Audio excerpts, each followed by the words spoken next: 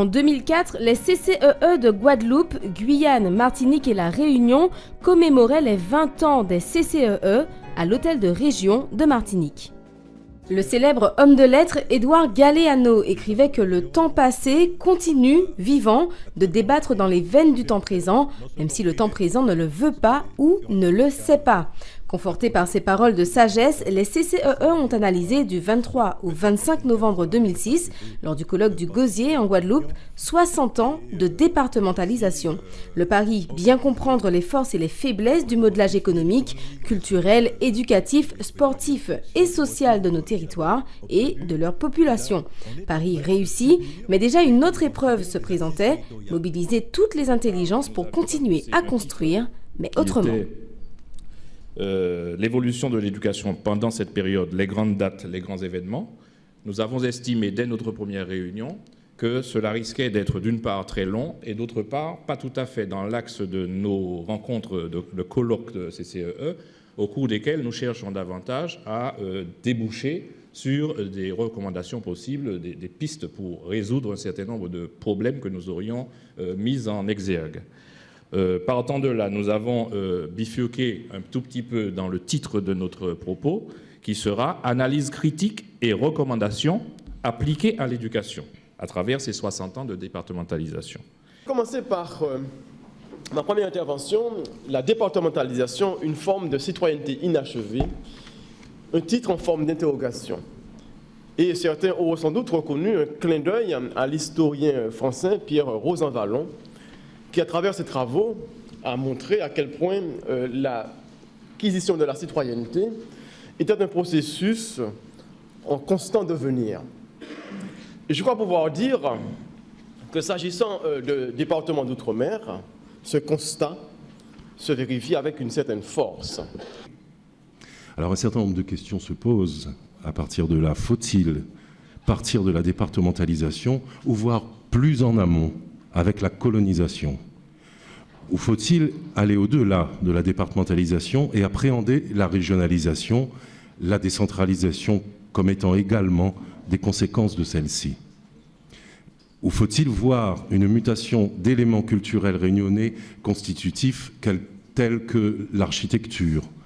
En effet, avec la départementalisation, l'État n'a-t-il pas proposé des aides aux départements pour favoriser les constructions en béton? Cela n'a pas été sans conséquence sur la mutation de l'architecture réunionnaise. En 2007, le CCEE de Martinique, fortement préoccupé par le problème de la violence dans notre pays, avait décidé de mener une action unitaire forte et durable dont l'objectif est de sensibiliser les Martiniquais à la gravité de la situation et à la nécessité de refuser la banalisation de la violence. Pour atteindre cet objectif, le CCEE a constitué un comité de pilotage regroupant les représentants aussi bien des institutions que des associations et organismes œuvrant dans le domaine social, socio-économique, culturel et confessionnel, acteurs du terrain. Et la banalisation de ce fléau.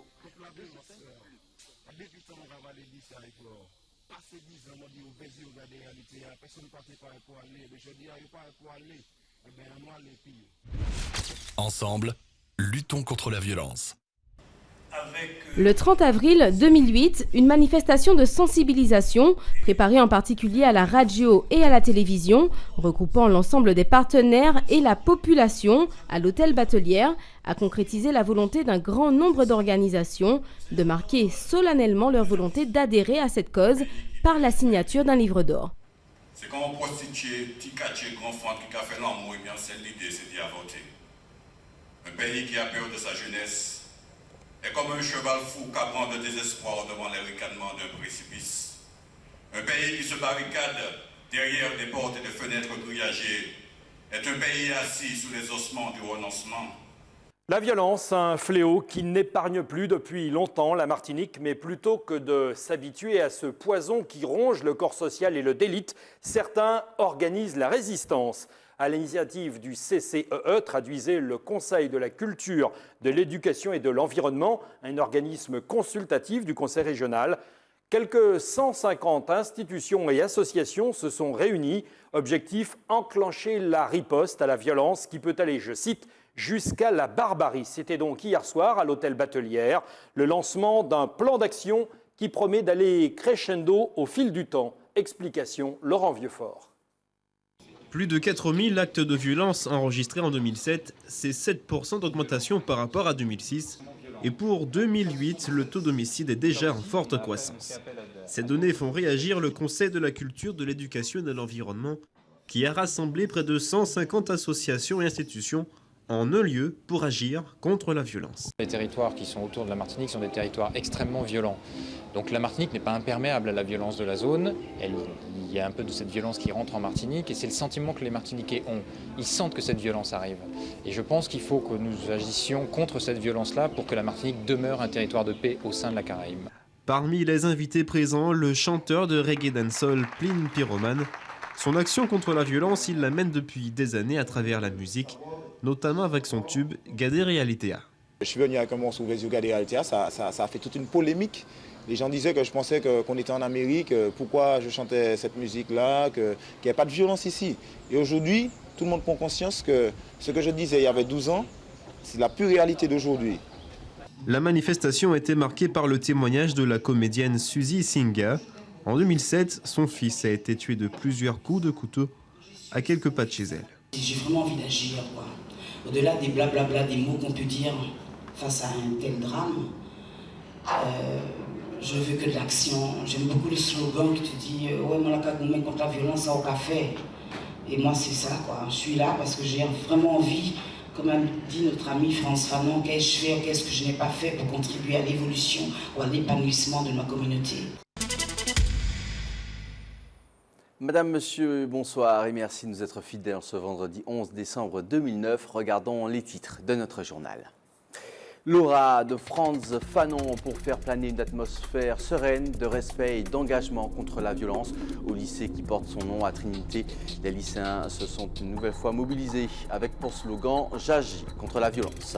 Alors bonsoir à tous, commençons notre journal avec ce rassemblement ce matin contre la violence au lycée Frantz Fanon à Trinité. Il s'agissait d'associer le nom de l'illustre Frantz Fanon à la mobilisation qui avait pour thème le respect et l'engagement.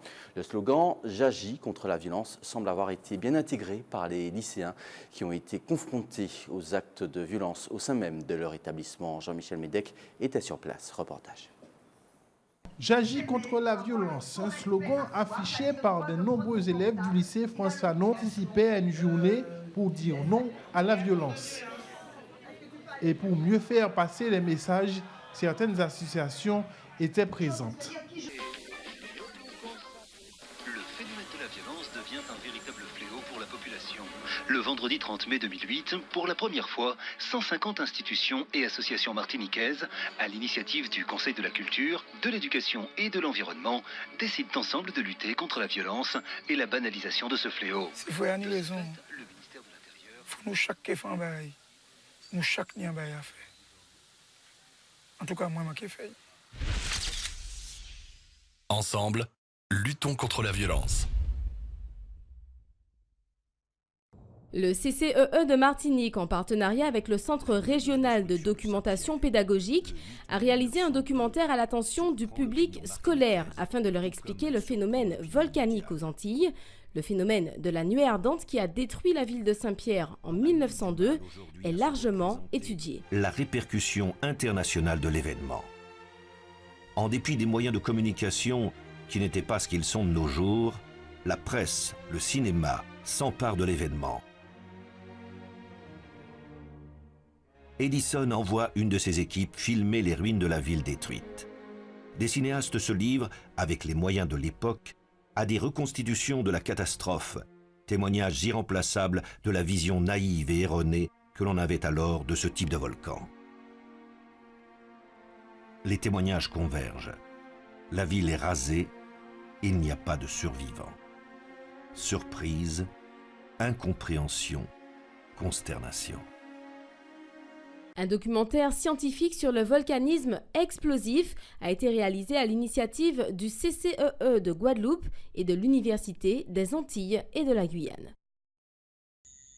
La forêt martiniquaise présente une grande variété d'espaces et d'espèces, de la forêt aquatique à la mangrove, à la forêt d'altitude. en passant par la forêt semi-humide. À travers ce film, le CCEE de Martinique a souhaité inviter à la découverte et à la protection de cet environnement exceptionnel en proie à de multiples agressions de toutes sortes. Paraître à la base de la feuille, l'arbre est un petit peu jeune actuellement. D'après ce pas ici, à qui ça nous a trouvé contre les bois? Attends, nous autres écoutez. Mango, merisier, litchi. Son objectif est de sensibiliser les enseignants et les élèves, bien évidemment, à la forêt, donc aux fonctions de la forêt et à la gestion durable de cette forêt.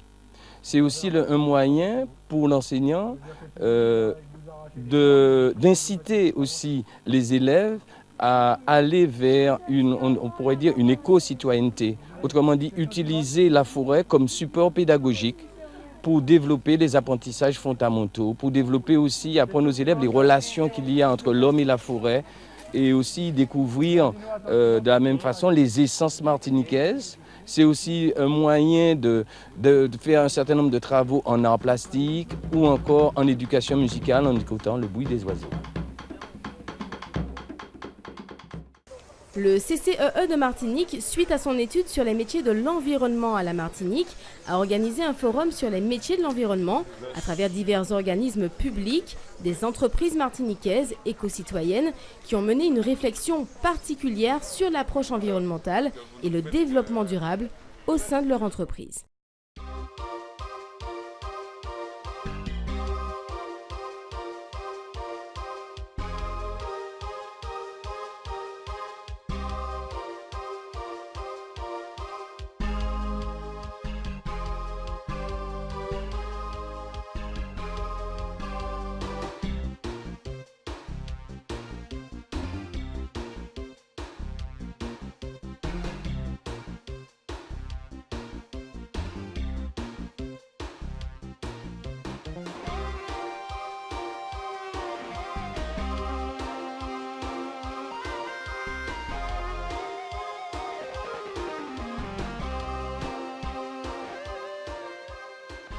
Alors, l'idée est née en allant aussi bien à Hortin, au Chili, au Sarajevo qu'à La Réunion.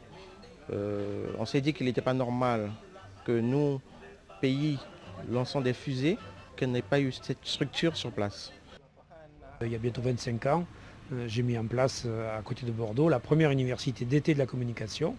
Ensuite, il y a eu 7 manifestations à travers le monde. C'est la dernière, celle de Cayenne. Donc je viens là un peu comme conseiller éditorial. Tout dépend un petit peu de la volonté des gens dans des villes ou dans des pays. Donc il y a une proposition par Jean-Pierre Bacot, ensuite par des partenaires comme le Conseil régional, comme la Fédération des œuvres laïques, comme d'autres organismes qui se sont regroupés, qui ont créé une association et qui sont devenus les organisateurs de cette manifestation. Et ça a été un dialogue entre le réseau international des universités de la communication et les organisateurs de la Guyane.